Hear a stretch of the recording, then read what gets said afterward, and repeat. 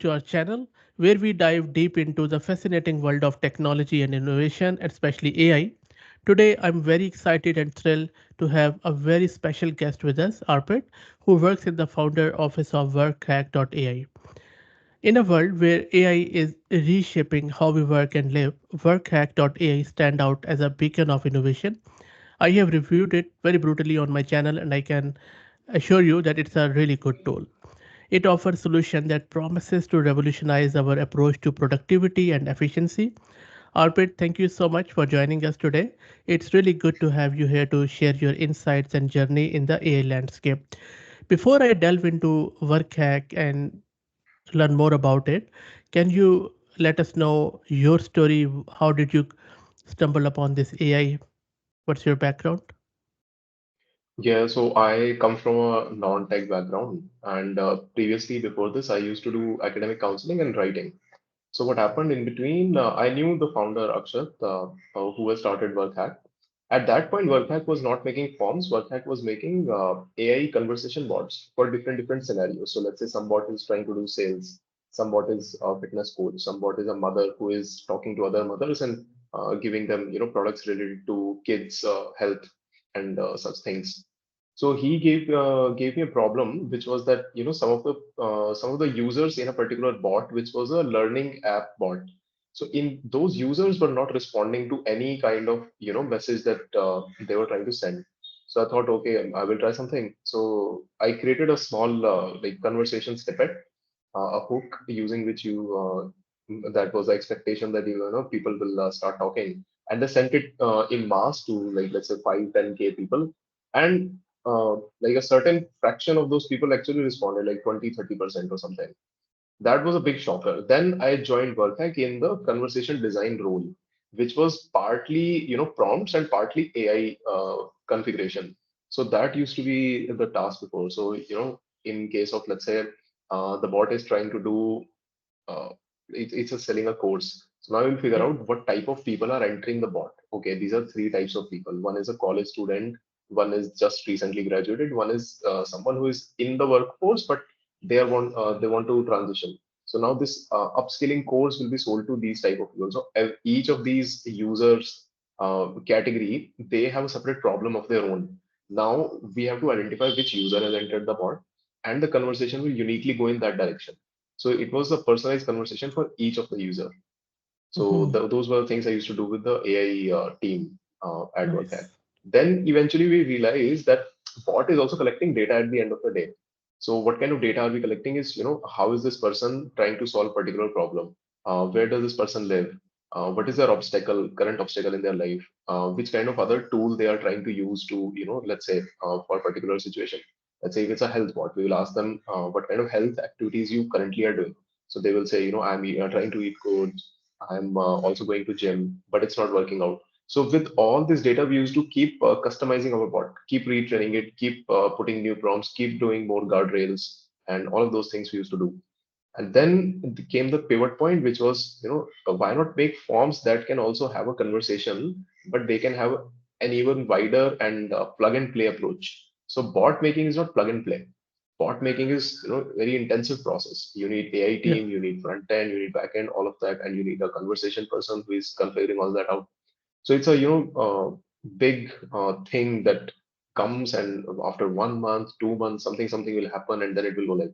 But form is a plug and play thing. You want to put it up on your website, you want to do a quick survey, make a conversational form with AI, and it doesn't require that much engineering bandwidth. So that was the pivot point. Like same data collection principle, same conversational AI, but in a different setting. So that's how Workhack pivoted, and then I got into other things. Yeah. Awesome. So that's a Mm, journey. Great story. So, do you still consider yourself a non-technical or technical? I mean, I know very basic things about tech, which will not qualify me for being technical. So I consider myself non-technical, majorly. So my role is, so let's say, that's also like something which I have found in my personal experiences that in every profession or any kind of role that I take, I'm an outsider in that role. So I was like previously I used to do academic counseling, which is not even academic counseling. It's like a psychological exercise which we used to do with 9 to 12th graders to figure out their what are their education paths ahead and career paths ahead in, let's say, 5, 10 years. Like where do they see what kind of place they are working in, and then you should think back from there and plan the whole thing. So I was very new to this thing, but once I True. started doing it, it brought in a fresh perspective. Previously, before that, I come from science background actually, science and economics. So I did bachelor's in science, like physics, chemistry, maths, bio, all of those things from Delhi University. Then I did a fellowship also, which was in journalism. Then I got into Nice. economics also. So with Okay. all this So like hodgepodge, I bring a different perspective, which is like a kind of a USP of a generalist person like me. absolutely, absolutely. So are you involved in marketing at the moment of this work hack? Yeah, you can say that. So marketing and also like into user testing we are doing. So we will invite people, we'll ask them questions, then we will analyze, what are these people? Are they making surveys? Yes, they are making surveys. What kind of problems Hmm. do they face? Okay, let's say this person Awesome. is making quiz, this person is making lead capture forms. So user testing, marketing, outreach, and then connecting with people like you who are, content creators in their own specific niche. So like interacting with them. So yeah, like Got it. different things. So, look, the concept of increasing from completion and conversion is really crucial for any marketing funnel, as you must know. How exactly do Workhack.ai's AI form achieve higher completion rates and better engaging potential leads? I mean, that's one of the hypotheses we have that, it will lead to higher lead captures. But the other thing which we parallelly have to also like keep in mind is that, conversion or lead capture is also a function of a lot of other things, which could, how good is your product, which people are interested in. If your product is not good, it will never capture leads. But let's say all of those things are there, then a Yeah. good form can actually do the work. So, for instance, every time I open a Google form, it will take me, I will open it in any window. Let's say I open it in incognito. It will not work. It will say you have to sign in. If I open in any other browser, let's say DuckDuckGo, in which I'm not already signed in, it will not work again. So I have to open it in Chrome where I'm signed in. Only then it will open.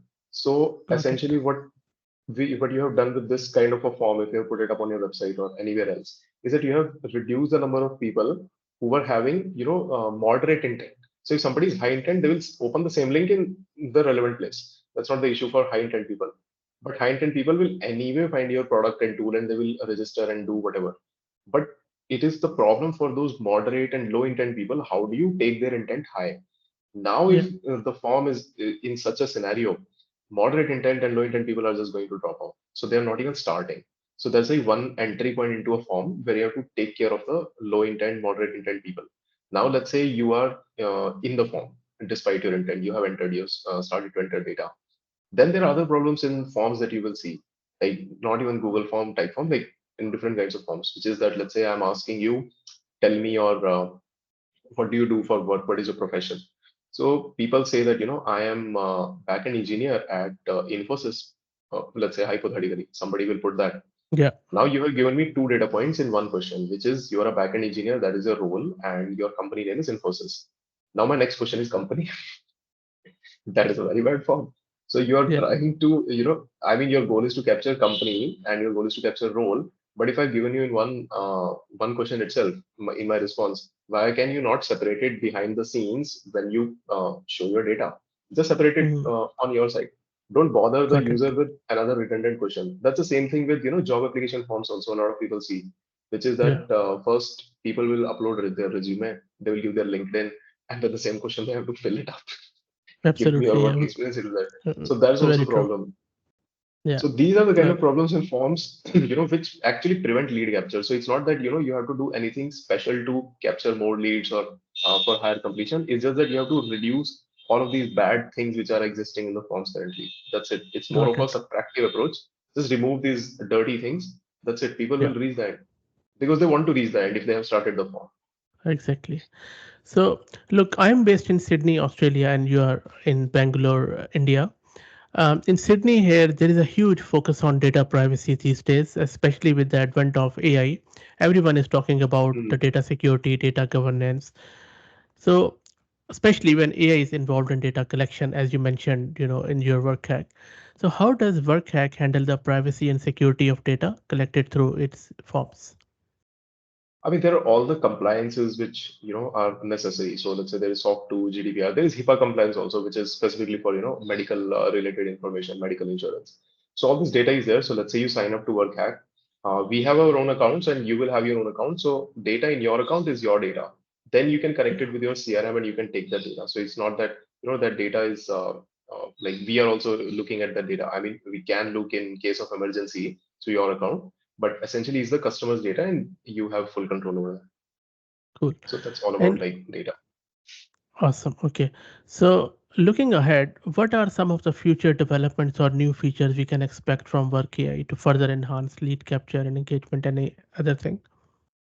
I mean, they will come. It's still, work in progress. We have some of our power users, like half a dozen, and there are half a dozen other users who are, let's say, B2C type, and half a dozen are B2B. So everybody is, tinkering with it, and yeah, like we are constantly upgrading the product. So one interesting thing which we found out is that more than lead capture, some people are also interested in the beauty of a form. That's why Typeform Okay. stands out in relative Yeah. like comparison to Google Form. Google Form is just one single thing in background images, colors. They are very limited. But Typeform is good. On the other hand, Typeform has another issue, which is that one question will come on one screen.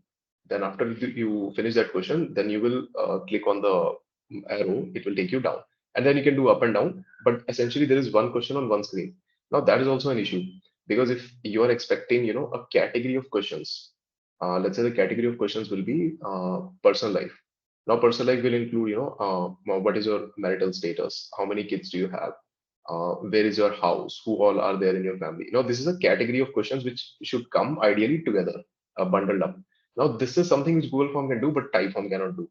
So it's like, there's always a bargain between how beautiful of a form you have to make and how much organized you have to keep the questions. So that's what we are trying to solve for currently. Okay, now we have enough capabilities from AI and from engineering and design sense that we can ask good questions and quality things we are doing with all the features. But parallel, we also have to solve for beauty because if the right questions are getting asked, then Google Form should be the ideal thing. But that is also not true. People don't like it. On the other hand, if Typeform is a beautiful form, even it has problems. So trying to merge all of these things together to make a beautiful form with questions that have like good features and you can capture the maximum data. So like, on both ends. Got it.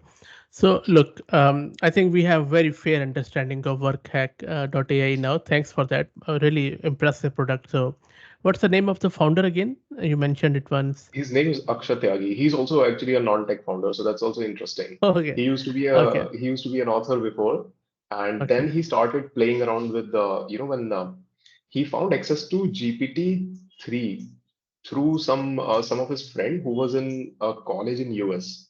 So it Okay. was GPT-3 was not yet that famous. It is, you can say, in the 2022 early time, or let's say 2021 end, somewhere Okay. around that. Wow. Then he started Yeah. playing around with it, like through that exclusive access. Then eventually came the whole thing of making bots which can have conversations and we can Nice. create prompts and go ahead from there. That's how Awesome. it all started for him. Great stuff. Cool. Okay. So pivoting a little, you are based in Bangalore, which is the IT hub, one of the IT hubs in India, along with Hyderabad Yeah. and a lot of other places. What do you see the status of AI in Bangalore at the moment?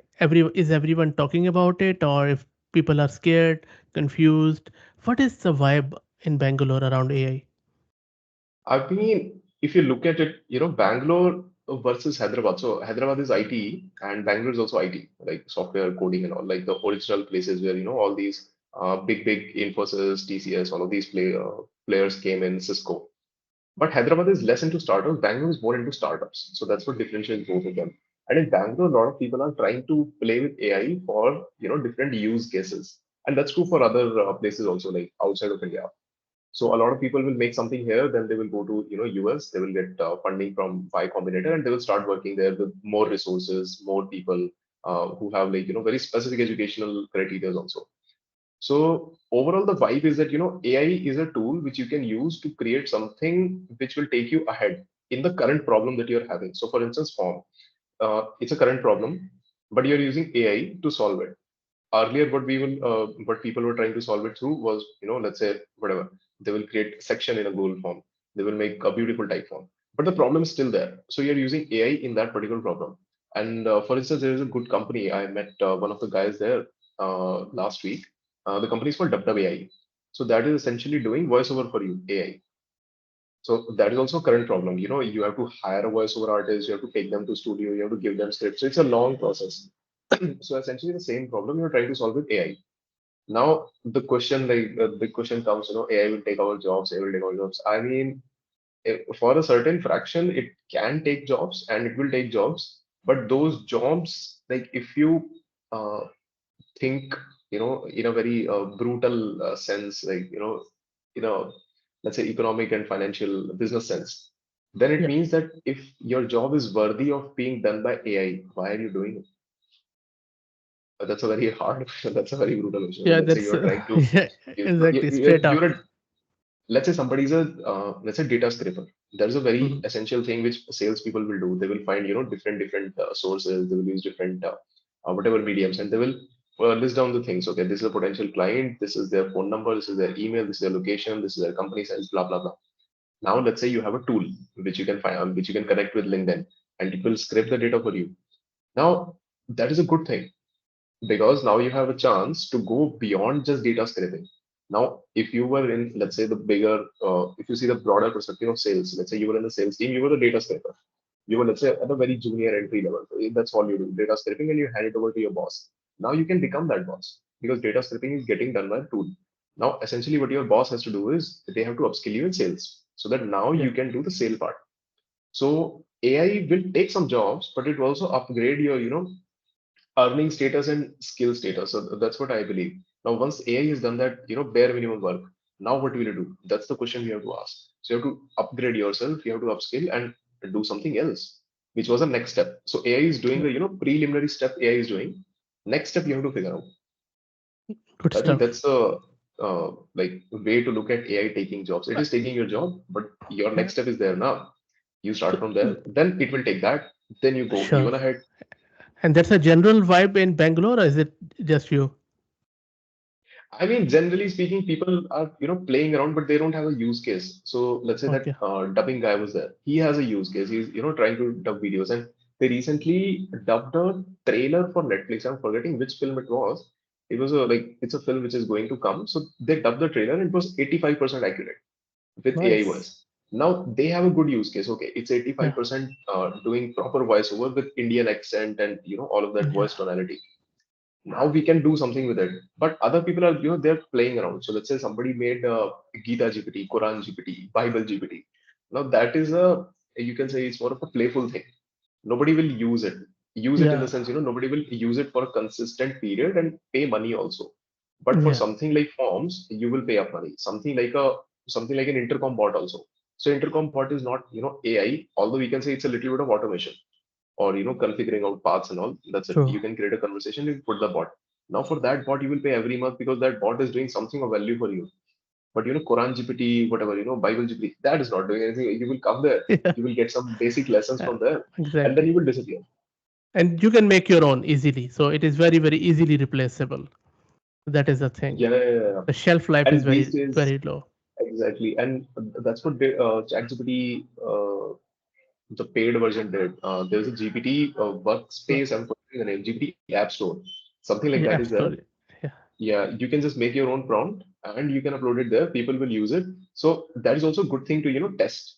I'm not sure if Yes. people will, like, how do you keep track of, money and all? I don't think it will lead to money instantly, but that's a good way to check. Okay, let's say I have Correct. an idea, at least in terms of, text, Gen AI for text. Then you can True. try it out, or Gen AI for image also, because ChatGPT 4 can do that, Yeah. that too. So you can test out small ideas, and then you can see, how frequently are people using, Yeah. how many people are using, what kind of output it is giving. Then you can solve for all those things. So that's the overall Absolutely. vibe. You can say. Like some people are Awesome. afraid, partly. Some people are trying to find a use case. Some people have a use case. They are trying to, refine it. So Okay. I yeah. agree with you that there is a chaos, there is a lot of confusion, and people are Yeah. mostly playing around with it. So, look, very, very insightful. So what do you do other than this work hack? What are your hobbies? Any pastimes? other than work? What do you do? And hobby pastime, I like do like household activities. So, for example, I will do cooking, cleaning, all of that, and side by side, I will listen to some audiobooks. Because Okay. like one interesting thing about brain is that I was in a course actually like 6 months before. So there I learned this thing, which was an interesting thing that at one particular time, our brain cannot process two different inputs of language. So let's say you are reading and you're listening to a song. Now, language words are coming from two different places. One is through your eyes when you're reading, and one is through your ears when you're listening. So they will merge because brain has one language processor. It doesn't have two. So I like to combine, audiobooks with things which do not require a language processor, which is, physical work. So let's say washing clothes and taking a walk, or let's say doing cooking, cleaning. Nice. So I like to juggle with, I like to like do self-experimentation of these kinds. If I have to listen Okay. to an audiobook, what's a way to listen to it? Because I cannot sit and just listen. Then I will get restless. Then I have to move here and there. So I have created activities to consume books that way. So these Beautiful. are things I will do in pastime hobby. Other than that, I will go out to meet my friends and all. And there also it's a more of do something together. So let's say we go to a garden or something. We take a nature walk. We spend the whole day in nature. Someday we will just yeah, let's go for a normal scooty bike ride. Let's explore the Nice. outside of our city. So it's like more of an activity based thing. Awesome. That's what I do like in Okay. hobbies and all. So, any, what is your, which one is your all-time favorite audiobook, if you want to share? All-time favorite audio book. I mean, all-time audio book. Let Or any me. book? Any book, all time. I'll tell you an audiobook. Let me recall. So the thing with audiobooks is no. If you have listened, do you also listen to audiobooks? Yes, yes. Yeah. So I like the type of audiobook in which the author has themselves done the voiceover, and it is as human as possible. So let's say there is a book, like it's my favorite book, one of my favorites, which is called The Sports Gene. That is good book, but the voiceover is not done by the author. So what I will generally do with when I want to read something or I want to listen to an audiobook, I will go to that author's any of their podcast. I will first listen to that on the particular book topic. So let's say I listen to that podcast, which is 1 hour or 2 hour, whatever. So then I will have a basic glimpse of what I can expect from the book. Then my reading will become more interesting. Now the disconnect that happens with audiobooks is that I have listened to the author. They have a particular voice. When I'm listening to the book, the voice is of a voiceover artist. So it creates a distance. So in that way, audiobooks are a little tricky. Although Sports Scene Yeah. is it's an interesting, it's a well done book, but it's good stuff. Although there is one man, his book was, I'm trying to forget, it was an autobiography. He's a stand-up comedian. His name is Norm Macdonald. His book is good. So he has Okay. done. It's basically an autobiography of how he started into his stand-up comedy life and slowly how he progressed. So he has done his own audiobook version, and it's in Nice. the same humorous voice. So it feels like a stage presentation, like he's Yeah. on the stage and he's trying to read to you, just like he will Yeah. perform his stand-up comedy on stage. So that these Okay. category of books I like. An author has done Mm. it, and it's in the real voice. Fabulous. Fabulous. So, look, it was great. And, I could go on and on. It's so interesting. But any final message you want to convey to the viewers? I mean, the final message would be to, spread more of your content out there because you keep. I was watching your YouTube like recently also, like just 2 hours before you uploaded a video. So you're one of those content creators who is trying to educate the world, but your messaging has to be boosted. So that's what I would say. Boost the messaging of you and other small creators who are trying new tools and bringing to you. So that would be a message, and other would be, figure out what AI can do for you and take the next step. That's also my also constant path. Okay, this AI can Awesome. do. Okay, what is the next step? Then yeah, so constantly upskill, get basic stuff done through AI. Beautiful. Got it. Well, thank you, Arpit. Very, very nice talking to you. And, stay strong. Cheers. Thanks. Yes, yes, done, done.